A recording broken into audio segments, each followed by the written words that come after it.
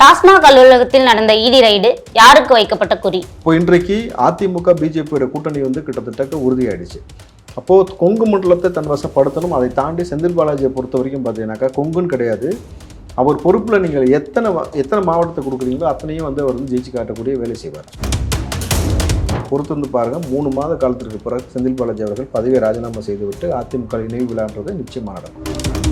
ஒவ்வொரு சின்ன சின்ன கட்சியிலிருந்து எல்லா கட்சியும் கூப்பிட்டு ஒரு கூட்டணி ஃபார்ம் பண்ணி அலையன்ஸ் ஃபார்ம் பண்ணணும். அண்ணாமலை தன்னுடைய இருப்பை காட்ட வேண்டும் என்பதற்காக தவம் கிடந்தவர் அண்ணாமலை அவர்கள்.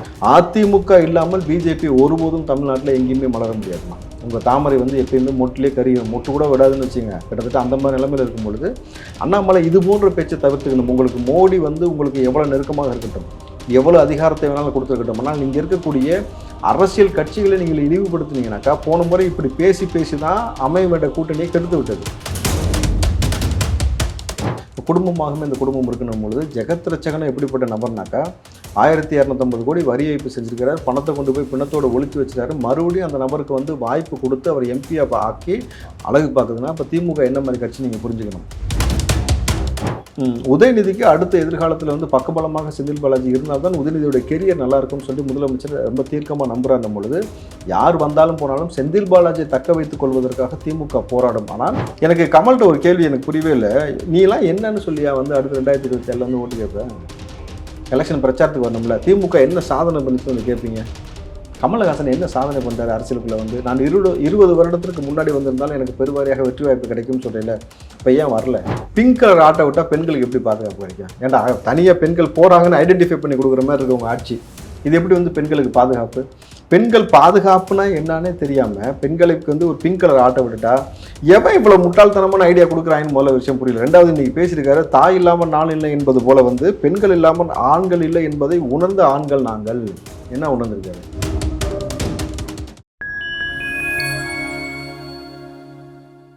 ஃபைன் டைம் வாய்ஸ் நேயர்கள் அனைவருக்கும் வணக்கம். இன்றைய சிறப்பு நிகழ்ச்சியில் நம்மோடு இணைந்திருக்கிறார் ராவுத்தர். வணக்கம் சார். வணக்கம்மா. டாஸ்மாக் அலுவலகத்தில் நடந்த இடி ரைடு யாருக்கு வைக்கப்பட்ட குறி? யாருக்கு? செந்தில் பாலாஜி தான். தமிழ்நாட்டில் இன்றைக்கி ரொம்ப பெருசாக சமீப காலமாக பேசப்பட்டது ஒன்று தாடி பாலாஜி, அடுத்து செந்தில் பாலாஜின்ற மாதிரி போய்கிட்டு இருக்கு. நல்லா புரிஞ்சுங்க. இனிஷியலாகவே நம்ம ஒரு விஷயத்த சொல்லணுன்னாக்கா செந்தில் பாலாஜிக்கு கிட்டத்தட்ட ப்ரீத்திங் டைமு கொடுத்துட்டாங்க. யாருனாக்கா மத்திய அரசாங்கம் கிட்டத்தட்ட ஈடிக்கு இந்த முறை டாஸ்மார்க் அலுவலகம் செந்தில் பாலாஜியோட நண்பர் வீட்டிலேருந்து சர்ச் பண்ணக்கூடிய விஷயம் ஏன் நடந்திருக்குனாக்கா கொங்கு மண்டலத்தை இன்றைக்கு அதிமுகவும் பிஜேபியும் கைப்பற்ற வேண்டும் என்பதில் ரொம்ப முனைப்பாக இருக்கிறாங்க. அதில் பார்த்தீங்கன்னாக்கா அதிமுகவை பொறுத்த வரைக்கும் கொங்கு மண்டலம் அவளுடைய தன்வசமாக இருக்கிறது. எஸ்பி வேலுமணி அதில் பெரிய கிங் மேக்கராக இருக்கிறாரு.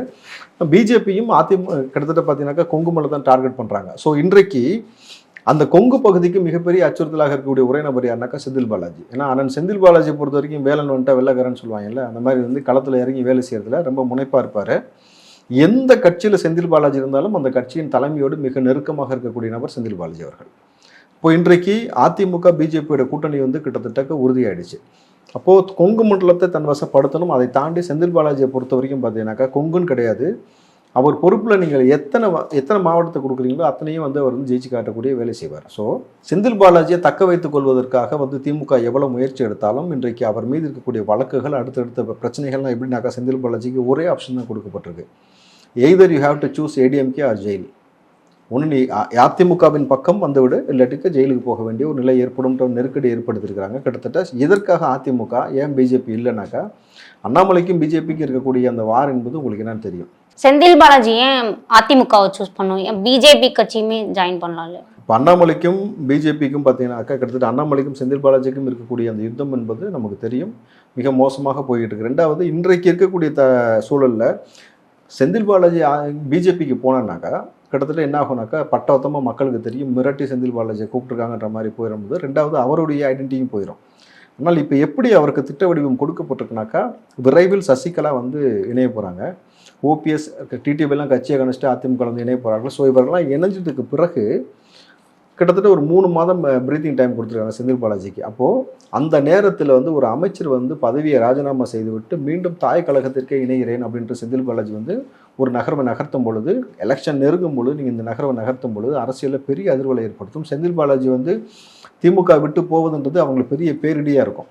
நீங்கள் என்னதான் இருந்தாலும் இதற்கு மேலே வந்து எஸ்பி வேலுமணி, செந்தில் பாலாஜி இந்த டீம்லாம் ஒன்று சேர்ந்துட்டாங்கன்னாக்கா கொங்கு மண்டலத்தில் நிச்சயமாக வந்து திமுக மறந்துடும். அதை தாண்டி வந்து வெற்றி வாய்ப்பு என்பது வந்து திமுக மறக்கக்கூடிய வேலையில் தான் ஏற்கனவே ஆட்சி இருக்கணும் பொழுது செந்தில் பாலாஜி மிக முக்கியமாக அவர் கொடுக்கப்பட்ட ஒரே ஆப்ஷன் இதுதான். இப்போ அவருக்கு வந்து ஏன் இவ்வளோ டைம் கொடுக்குறாங்கனாக்கா, அண்ணன் பாட்டிலுக்கு 10 ரூபா எவ்வளோ வாங்கியிருக்காருல, பல கோடி சேர்த்து வச்சிருக்காரு, எல்லாத்தையும் எங்கெங்கெல்லாம் செட்டில் பண்ணுவோம் பண்ணிவிட்டு நீங்கள் அதிமுகவுக்கு வருவது பெஸ்ட்டாக, அப்படி இல்லாட்டி வழக்குகள் ஏற்கனவே 1.5 வருஷம் ஜெயிலில் இருந்தார். இப்போ மறுபடியும் 1 மாதத்துக்குள்ளே பிடிச்சி ஜெயிலில் போட்டு 1.5 வருஷம் வச்சாங்கனாக்கா எலெக்ஷன் அவர் சந்திக்க முடியாது. எலெக்ஷன் முடிச்சு ஜெயிலெலாம் வந்து வெளியில் வந்துட்டு எலெக்ஷனை சந்திக்கலாம்னாக்கா பை எலெக்ஷனுக்காக அவர் காத்திருக்கணும். யாராவது வந்து இயற்கையாக இறந்தால் தான் உட்காந்துருக்கணும் அப்படின்பொழுது அதுக்கு பிறகு பை எலெக்ஷன் நின்று ஜெயித்தாலும் திமுக ஆட்சியில் இருக்காது. இப்போ இவ்வளோ நெருக்கடி இருக்கணும் பொழுது நீங்கள் வந்தீங்கன்னாக்கா அடுத்த 5 வருஷத்துக்கு அமைச்சர், அதுக்கப்புறம் மிக முக்கியமான இலாக்காக்கள் உங்களுக்கு கொடுக்கப்படும், அதிகார மையத்தோடு பழையபடி வரலாம். அதிமுகவை கைப்பற்றி நம்ம அதிமுகவில் பெருவாரியாக ஒரு பெரிய ஒரு தலைவனாக பழையபடி நீங்கள் ஜொலிக்கலாம். நேரடியாக மோடி வரைக்கும் நீங்கள் வந்து ஒரு செல்வாக்கு பெற்றக்கூடிய ஒரு தலைவராக மாற முடியும். இதை சூஸ் பண்ண போகிறீங்களா ஜெயில் அப்படின்னாக்கா எதை சூஸ் பண்ணுவார்? கண்டிப்பாக யாருமே ஜெயிலுக்கு போக விரும்ப மாட்டாங்க இல்லையா? அப்போ ஜெயிலுக்கு போகிறது விரும்பாதனால கூடிய விரைவில் வந்து செந்தில் பாலாஜிக்கு இதுதான் நடக்க போகுது. நீங்கள் பொறுத்து வந்து பாருங்கள். 3 மாத காலத்திற்கு பிறகு செந்தில் பாலாஜி அவர்கள் பதவியை ராஜினாமா செய்துவிட்டு அதிமுக இணைவு விழான்றது நிச்சயமாக நடக்கும். பிஜேபியுடன் கூட்டணி வைக்க பிற கட்சிகள் தம் கிடக்கணும் அப்படின்னு அண்ணாமலை சொல்லியிருக்காரு. இதை எப்படி நீங்க பாக்குறீங்க? எங்கே கிடக்கணுமா? பிஜேபி கிட்ட தவம் கிடக்கணும் அப்படின்னு சொல்றாங்க. நான் ஏன்டா நடுசாமத்தில் சுடுகாட்டுக்கு வரணும்னு சொல்லி தான் இன்றைக்கு பல நபர்கள் வந்து பிஜேபி விமர்சிக்கிறார்கள்னு ஒரு கதை இருக்கும் பொழுது, பிஜேபி தான் வந்து தவம் கிடந்து கொண்டு இருந்தது. எதார்ச்சியான உண்மை சொன்னாக்கா பிஜேபி தான் தவம் கிடந்தது. ஒவ்வொரு சின்ன சின்ன கட்சியிலேருந்து எல்லா கட்சியும் கூப்பிட்டு ஒரு கூட்டணி ஃபார்ம் பண்ணி அலையன்ஸ் ஃபார்ம் பண்ணணும். அண்ணாமலை தன்னுடைய இருப்பை காட்ட வேண்டும் என்பதற்காக தவம் கிடந்தவர் அண்ணாமலை அவர்கள். புரியுதுங்களா? அவர் தவம் கிடந்துட்டு அவர் கட்சியில் சேர்றதுக்கும் அந்த கூட்டணி வைப்பதற்கும் தவம் கிடக்கிறோன்னு சொல்கிறதுலாம் வந்து அறிவுக்கு ஒவ்வாத பேச்சு. நீங்கள் வந்து ஒரு அரசியல் கட்சி தலைவன் எப்படி செயல்படணும், மக்கள் பிரச்சனை எப்படி அணுகணும்னு தெரியாமல் சட்டை போட மாட்டேன், சாட்டையில் அடிச்சுப்பேன், செருப்பு போட மாட்டேன், ஊர்வலம் வருவேன், இதே மாதிரியான விஷயங்கள்லாம் செஞ்சுக்கிட்டு நீங்கள் அந்த பேச்சு பேசுறதுக்கு ஒவ்வாது. 2வது ஓப்பன் சேலஞ்ச் தான். நீங்கள் அதிமுக திமுக விட்டுட்டு எங்கள் பிஜேபி நீங்கள் ஆட்சி அதிகாரத்தை பிடிச்சிருவீங்களா?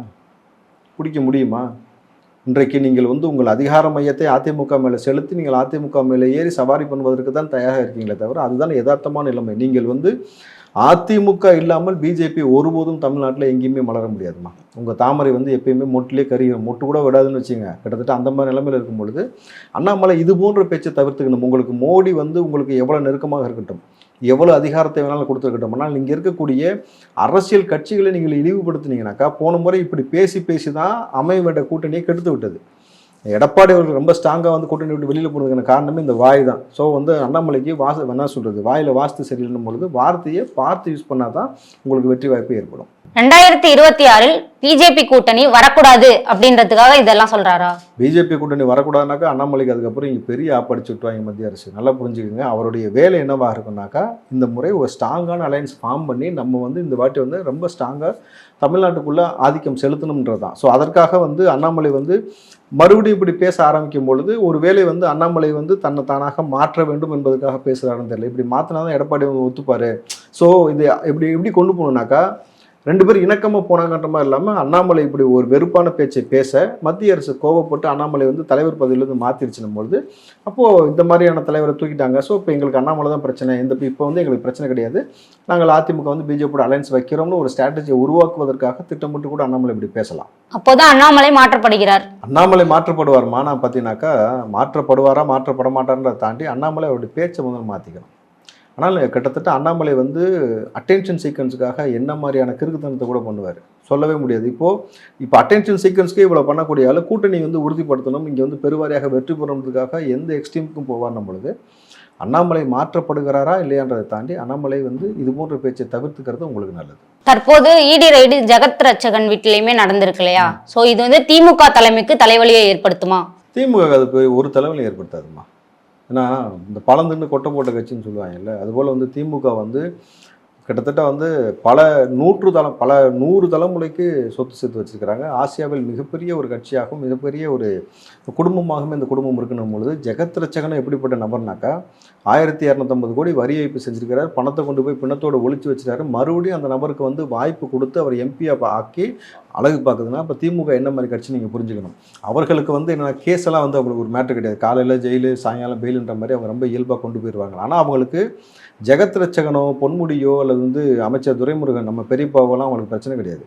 யார் அவங்களுக்கு மிக முக்கியமான நபர்னாக்கா தன் மகனை விட மிக நெருக்கமான ஒரு நபராக செந்தில் பாலாஜி தான் அவர் சொன்னார். செந்தில் பாலாஜி மட்டும்தான் வேலையில் வந்து ரொம்ப 100% செய்வது. ரெண்டாவது, உதயநிதிக்கு அடுத்த எதிர்காலத்தில் வந்து பக்கபலமாக செந்தில் பாலாஜி இருந்தால்தான் உதயநிதியுடைய கெரியர் நல்லா இருக்கும்னு சொல்லி முதலமைச்சர் ரொம்ப தீர்க்கமாக நம்புறாரு. பொழுது யார் வந்தாலும் போனாலும் செந்தில் பாலாஜியை தக்க வைத்துக் கொள்வதற்காக திமுக போராடும். ஆனால் இந்த வழக்கெல்லாம் எதை சார்ந்து போகுதுனாக்கா, ஒட்டுமொத்தமாக இத்தனை அமைச்சருடைய வழக்குகள் நிலுவையில் இருக்குது. ரெண்டாவது, வழக்குகள் பல வழக்குகள் இப்போ சிபிஐக்கு மாற்றப்பட்டிருக்கு. துரைமுருகன் வழக்கு முதல் கொண்டு. அப்போ எங்கே செக் வைப்பாங்கன்னா, உன் மகனா உன்னுடைய செந்தில் பாலாஜி ஒருத்தர் வேணுமா, இல்லை இத்தனை நபர்களுடைய கட்சி, இந்த கட்சியோட கூடாரம் அடுத்து உங்கள் மகன் வரைக்கும் 3000-30,000 கோடின்னு பேசுனீங்கன்னா அது வரைக்கும் நாங்கள் கொண்டு வந்திருக்கோம், ஒட்டுமொத்தமாக கூடாரம் காலியாவது விரும்புகிறீர்களா அல்லது செந்தில் பாலாஜியை விட்டு விடுவீர்களான்றதுக்காக அங்கே ஒரு செக் பாயிண்ட் ஈஸியாக மூவ் பண்ணி வராங்க. அப்படின்னும் பொழுது ஸ்டாலினுக்கு ஒரே ஆப்ஷன் தான், செந்தில் பாலாஜியா அல்லது வந்து கட்சியா அப்படின்னு வரும்போது யாரை சூஸ் பண்ணுவார்? செந்தில் பாலாஜி. கட்சியை தான் சூஸ் பண்ணுவார். செந்தில் பாலாஜி வந்து அவருடைய ரொம்ப நெருக்க மகன் மாதிரி இருக்கிறனால அந்த உணர்வில் நீங்கள் பேசுகிறீங்க. ஆனால் வந்து நிச்சயமாக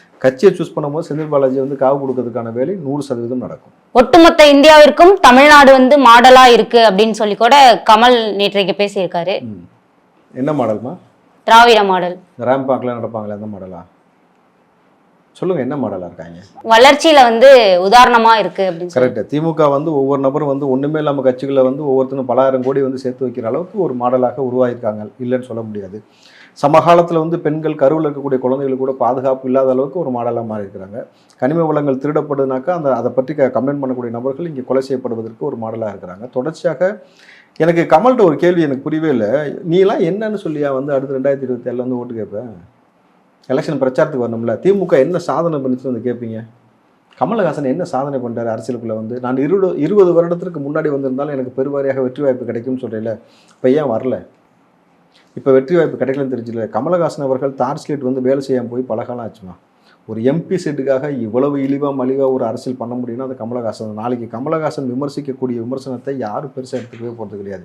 நீங்கள் அதிமுக பற்றி பேசினா நீ எதுக்கு பேசுகிறேன்னு தெரியுவாங்க. நாளைக்கு திமுகவின் எதிர்த்து பேசினா கூட உங்கள் லட்சணம் எங்களுக்கு தெரியுமான்னு பேசுவாங்க. ஸோ பொலிட்டிக்கலில் நீங்கள் வந்து சில நகர்வுகள் ரொம்ப ரொம்ப முக்கியம். ஆனால் இந்த மாதிரியான ஒரு முட்டாள்தனமான ஒரு நகர்வை வந்து கமலஹாசன் செய்து விட்டு ஒரு எம்பிக்காக இவ்வளோ இழிவாக மலிவாக போவார்ன்றது சத்தியமாக யாரும் எதிர்பார்க்கணும். பொழுது கமலஹாசனை ஒரு பொருட்டாக யாரும் கருத விரும்பவில்லை, கடந்து போயிருவோம். பெண்கள் தினத்தை முன்னிட்டு பிங்க் ஆட்டோ வந்து விட்டுருக்காங்க. ஆல்ரெடி மகளிர் பேருந்துகள் நிறைய வந்துருச்சு. பெண்களோட பாதுகாப்பை இன்னும் உறுதி செய்யணும் அப்படின்றதுக்காக பிங்க் ஆட்டோவுமே விட்டுருக்காங்க. இதை நீங்க எப்படி பாக்குறீங்க சார்?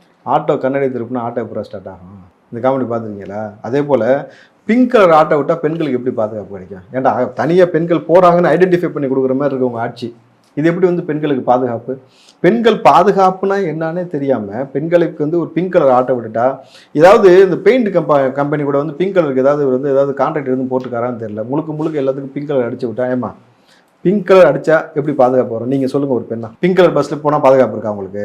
அதே சீண்டல்கள் நடக்கிறது எல்லாமே நடந்துட்டு தான். பிங்க் கலர் ஆட்டோல போனா பாதுகாப்பு கிடைச்சிருமா உங்களுக்கு? இல்ல ஒரு பெண்ணா நீங்க சொல்லுங்க. ஒரு ஊடக வேலையில விட்டுட்டு பிங்க் கலர் ஆட்டோல போனா நீங்க பாதுகாப்பு உணர்ந்துருவீங்களா? வாய்ப்பு இல்லைல்ல.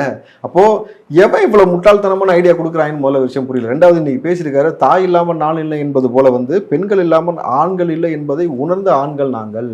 என்ன உணர்ந்திருக்காரு? பெண்கள் இல்லாமல் நாங்கள் இல்லைன்னு உணர்ந்து பல கல்யாணம் முடிச்சுக்கிறாங்க இல்லை, அது இல்லை வாழ்க்கை. இங்கே பெண்களுக்கான பாதுகாப்பை உறுதி செய்வதற்கு ஒரு முதலமைச்சராக பேச வேண்டிய பேச்சை விட்டுட்டு ஏதோ இவர் எதிர்க்கட்சி தலைவர் போல பேசிட்டு இருக்கிறார். பெண்களுக்கான பாதுகாப்பை உறுதிப்படுத்த வேண்டிய இடத்துல இருப்பது நீங்கள் ஒரு முதலமைச்சர். ஆனால் இன்றைக்கு இந்த மகளிர் தினம் வந்ததை முன்னிட்டு உருட்டுறாங்க பாருங்க, உருட்டுங்க. இன்றைக்கு பார்த்தீங்கன்னா கனிமொழி பேசுகிற பேச்செல்லாம் பயங்கரமாக இருக்கும். நீங்கள் அக்கா கனிமொழியெல்லாம் கையிலே பிடிக்க முடியாது, ரொம்ப பீக்கில் இருக்கும். நீ சொல்லுவாங்களே இன்றைக்கி ரொம்ப உக்கரத்தில் இருக்காங்கன்ற அது போல் வந்து ரொம்ப உக்கரத்தில் இருப்பாங்க. பெண்கள் பாதுகாப்பை கொடுத்து அவங்க பேசுகிற பேச்சும் இளம் விதவைகளை உருவாக்கன்னு பேசுகிற பேச்சு ஏமா உங்கள் ஒன்றா அடிச்சு நடக்குதுமா என்னம்மா அதை பற்றி பேசுமானா பேச மாட்டாங்க. இப்போது பெண்களுடைய நலன் சார்ந்து எந்த விஷயத்தையும் விசாரிக்காமல் பெயிண்ட் கம்பெனி கூட கொண்டு போய் அக்ரிமெண்ட் போட்டு வச்சுட்டு எல்லா இடத்துக்கும் பிங்க் கலர் பெயிண்ட் அடிச்சு விட்டுட்டு, சரி நான் கேட்குறேன், பிங்க் கலர் ஆட்டோவில் போனாலே இவ்வளோ பாதுகாப்பு தானே? பேசாமல் பொம்பளை பிள்ளைங்க எல்லாத்தையும் பிங்க் கலர் அடிச்சு விட்ருங்களேன், ரொம்ப பாதுகாப்பாக இருப்பாங்க. எப்படி இருக்கு?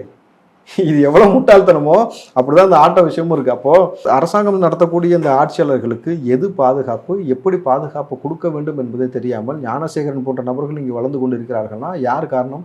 திமுக ஆட்சி காரணம்.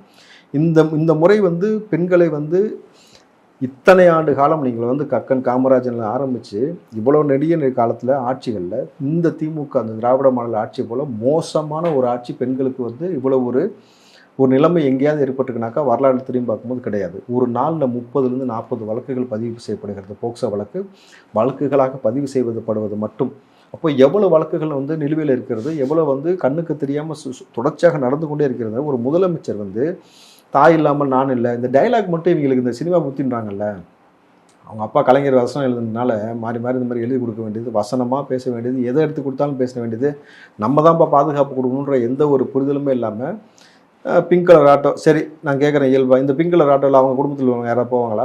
சாமானிய மக்கள் தானே. அப்போ வந்து இந்த சாமானிய மக்கள் பிங்க் கலர் ஆட்டோவில் போனாக்கா பிங்க் கலர் ஆட்டோவில் AK-47 இருக்குமா?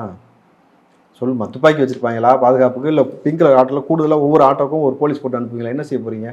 அது ஒரு ஆட்டோ, கலர் மட்டும் பிங்க் அடிச்சிட்டேன், இதில் எப்படி பாதுகாப்பு? இதில் எப்படி வந்து பெண்களுக்கான ஒரு இது கிடையாது? ஓட்டுநர்கள் கூட பெண்கள் இருக்கலாம். ஓட்டுநர் பெண்கள் இருந்தால் 2 பேரும் சேர்ந்து இன்னும் வசதின்னு சொல்லிட்டு வந்து அபியூஸ் பண்ணுவாங்க. கரெக்டா?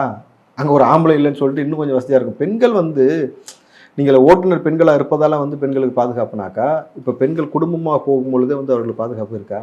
சமூகத்துக்குள்ளே நடந்து கொண்டு இருக்கும்போது பாதுகாப்பு இருக்கா? தொடர்ச்சி அக்கம் பக்கத்து வீட்டில் இருக்கவங்க எல்லாமே செஞ்சுட்டு போயிடணும் பொழுது அறிவுக்கும் இவர்களுக்கும் பொருத்தம் இல்லாத ஒரு ஆட்சியை 2026 முடிவு கட்டுவோம் என்பதுதான் வந்து விஜயும் இன்னைக்கு அதை தான் சூழலிச்சிருக்கிறார். இந்த பெண்களுக்கு வந்து இப்படி ஒரு பாதுகாப்பு இல்லாத ஒரு சூழலை வந்து இந்த அரசாங்கம் ஏற்படுத்தி இருக்கிறது. நம்மலாம் இவங்களுக்கு ஓட்டு போட்டு தேர்ந்தெடுத்தோம், நிச்சயமாக இந்த திமுக அரசாங்கத்தை நம்ம அப்புறப்படுத்துவோம்ட்டு நெத்திக்கு நேரம் அடிப்பாங்கன்னு வாங்கல. அதுபோல் வந்து விஜய் வந்து பொக்குன்னு ஒரு குத்தி இருக்கிறாப்புல திமுகவை அப்படின்னும் பொழுது, நிச்சயமாக நம்ம வந்து திமுகவை 2026 மாற்றுவதற்கு முன்னாடி அது வரைக்கும் நம்ம வச்சு மாற்றிட்டு அதுக்கப்புறமேட்டு நிச்சயமாக அந்த ஆட்சியை மாற்ற வேண்டும். மேம்பட்ட சமூகத்தின் வளர்ச்சி பெண் விடுதலில் தான் உள்ளது என துணை முதல்வர் பேசியிருக்கிறார். இதை பத்தின கருத்து என்ன சார் உங்களோட? இன்னும் பெண்கள் விடுதலை அடையலைன்றது அவருக்கே புரியுதில்ல. உங்கள் ஆட்சியில் பெண்கள் அடிமைப்படுத்தி தான் வச்சிருக்கீங்கன்றது புரியுது. அதாவது ஒரு முதலமைச்சர் துணை முதலமைச்சர் என்ன பேசுகிறோம் தெரியுமா? இந்த திராவிட மாடல் ஆட்சியில் பெண்கள் சுதந்திரம் அடைந்து விட்டார்கள், எங்கள் ஆட்சியில் அவர்களுக்கு போதிய பாதுகாப்பு இருக்கிறது என்றது உங்களால் பகிரங்கமாக சொல்ல முடியுமா? சொன்னீங்கன்னா பச்சை கழிவு ஊற்றுவாங்க. கரெக்டாக? அப்போது இன்னமும் நீ வழக்கமாக எப்படி உருட்டுற, நீட்டுக்கு கையெழுத்து போட்டு முதல் கையெழுத்தில் கிழிச்சிருவோன்னு சொன்ன மாதிரி மேம்பட்ட சமூகமாக பெண்கள் வருவதற்கு என்னவா? பெண் விடுதலையிலிருந்தே தொடங்குகிறது. பெண் விடுதலையிலிருந்தே தொடங்குகிறது. எப்போ அந்த விடுதலை கிடைக்கும்? நீங்கள் 70 வருஷமாக ஆட்சி செஞ்சிட்டீங்க, இப்போ உங்கள் ஆட்சி நடந்து கொண்டிருக்கு. அப்போ ஏன் இன்னும் பெண்களுக்கு விடுதலை பெற்று விட்டார்கள், பெண்கள் வந்து சமூகத்தில் வந்து எல்லா நலனும் பெற்றிருக்காங்கன்னு ஏன் பேச முடியல உங்களுக்கு? ஏன்னா இந்த ஆட்சி அவ்வளோ மோசமான ஒரு விஷயம் வச்சுக்கலாம், உதயநிதியால் பேச முடியாது. அக்கா கனிமொழி அடுத்து என்ன பேசுவாங்க, அந்த வெயிட் பண்ணிட்டு இருக்கேன், நான் பேசிட்டு அப்புறம் பேசிக்கலாம். விஜய் அவர்கள் எப்போதும் திமுகன்ற பேரை நேரடியாக சொல்ல மாட்டாரு, இந்த வாட்டி நேரடியாகவே சொல்லியிருக்காரு. 2026 ஆட்சி மாற்றுவோம்னு சொல்கிறாங்க இல்லையா, இதை நீங்கள் எப்படி பார்க்குறீங்க? பயம் இல்லைன்னு பார்க்குறேன். நீங்கள் பொதுவாக வந்து விஜய் அவர்கள் வந்து என்ன சொல்லுவாங்கனாக்கா, திமுக நபர்கள் என்ன சொன்னாங்கன்னா, நாங்களாம் ஆலமரம், எங்களை பார்த்து எல்லாம் பயப்படுவாங்க, எங்களை எதிர்க்குன்னு நினைக்கிற எல்லாருமே என் காலையில் தான் வந்து விழுகணும்ன்ற சொல்லும் பொழுது, விஜய் அவர்கள் நேரடியாக ஆட்சியில் இருக்கக்கூடிய, நல்லா பாருங்க, ஆட்சியில் இல்லாமல் யாரோ ஒருத்தர் விமர்சிக்கல, கரெக்டாக இப்போ சிட்டிங் ஆட்சியில் உட்காந்துக்கூடிய சிஎம்ஐ பார்த்து நேரடியாக சொல்வது தான் இதற்கான பொருள்னும் பொழுது, உனக்கு தான் நாங்கள் ஓட்டு போட்டு தேர்ந்தெடுத்தோம், அந்த நபர்கள் வந்து நம்மளை இந்த அளவுக்கு மோசமாக ஏமாற்றுவார்கள், குறிப்பாக பெண்கள் விஷயத்தில் இப்படி பாதுகாப்பு இல்லாத ஒரு விஷயத்தை ஏற்படுத்திருக்காங்க பொழுது, நிச்சயமாக உங்களுக்கு அண்ணனாக, ஒரு தகப்பனாக, ஒரு தலைவனாக, ஒரு சகோதரனாக நான் நிற்கிறேன் என்பதை விஜய் சொல்லாமல் சொல்கிறது மட்டும் கிடையாது. திமுக இங்கே எவ்வளோ பேராபத்தான கட்சி என்பது பகிரங்கமாக நேரடியாக சொல்லியிருக்காரு. நீங்கள் பாருங்கள், இன்னையிலிருந்து திமுக நபர்கள் கதற ஆரம்பிச்சிருப்பாங்க, ஒட்டுமொத்தமாக இதற்கு வந்து எதிர்வினை ஆற்றுவார்கள். விஜய் அவர்களை நீங்கள் என்ன நினச்சிருந்தீங்கன்னாக்கா, நேரடியாக எதையும் சொல்ல மாட்டார், நேரடியாக களத்தில் வரமாட்டார், நேரடியாக எதையும் செய்ய மாட்டார்னும் பொழுது, நேரடியாக ஹார்ட் ஆஃப் தி சிட்டின்னு சொல்லுவாங்க. நேற்று பார்த்தீங்கன்னாக்கா அந்த இஃப்தார் நிகழ்ச்சிக்கு விஜய் வந்து கலந்து கொண்ட பொழுது நல்லா யோசிச்சு பாருங்கள், எவ்வளவு க்ரௌடு கூடுச்சு. எத்தனை முறை முதலமைச்சரும் துணை முதலமைச்சரும் இந்த மாதிரி சிட்டிக்குள்ளே போயிருக்கீங்க, உங்களை பார்த்து மக்கள் ஆர்ப்பரிக்கிறாங்களா? ஐயோ எங்கள் அண்ணன் வந்துட்டார், ஐயோ எங்கள் அப்பா வந்துட்டார் சொல்கிறாங்களா? ஐயோ கர்மண்டா போகிறாங்க, இப்படி தானே பேசுகிறாங்க. யதார்த்தமான விஷயம். அப்படி தான், அந்த அளவுக்கு தானே உங்களை விமர்சனம் செய்யக்கூடிய அளவுக்கு பேசி வச்சிருக்கீங்களே தவிர, ஐயோ அப்பான்னு சொல்லிட்டாருப்பா, எங்கள் அப்பா வந்திருக்காருப்பான்னு யாராவது சொன்னாங்களா? இது வரைக்கும் நான் கேட்குறேம்மா, எங்கேயாவது ஸ்டாலின் வந்தோடனே அப்பா வந்துட்டாருன்னு சொல்லி எங்கேயாவது யாராவது சொல்லி பார்த்தீங்களா?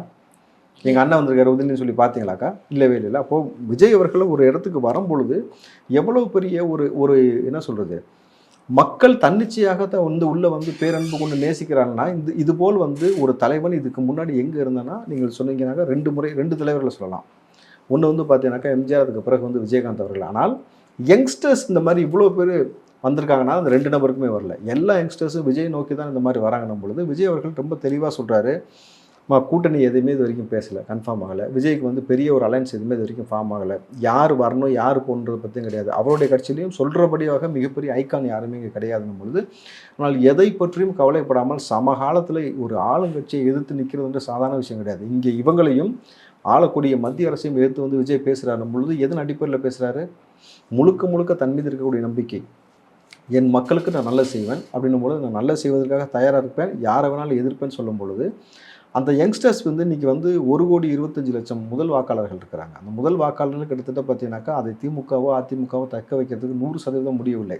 1 கோடி ஓட்டு சாலிடாக விஜய்க்கு தான் இது போகுன்ற மாதிரியான ஸ்ட்ராட்டஜி இருக்கும் பொழுது விஜய் அவர்கள் ரொம்ப கான்ஃபிடண்ட்டாக இருக்கார். யார் வந்தாலும் சரி வராட்டியும் சரி 2026 திமுகவை நிச்சயமாக அடித்து விரட்டுவோம்னும் பொழுது இப்போ இந்த நொடியிலிருந்து எல்லாரும் கதறுவார்கள். கதறட்டும், நம்ம அதுக்கப்புறம் பதில் சொல்லுவோம். விஜய்க்கு திமுகவை பார்த்து பயம் இல்லை அப்படின்னு சொல்றீங்களே, பொதுச் செயலாளர் துரைமுருகன் அவர்கள் வந்து சின்ன சின்ன கட்சி எல்லாமே வான வேடிக்கையில இருக்க வெடிமாறு தான் அப்படின்னு விமர்சிக்கிறார். இதை நீங்க எப்படி பாக்குறீங்க?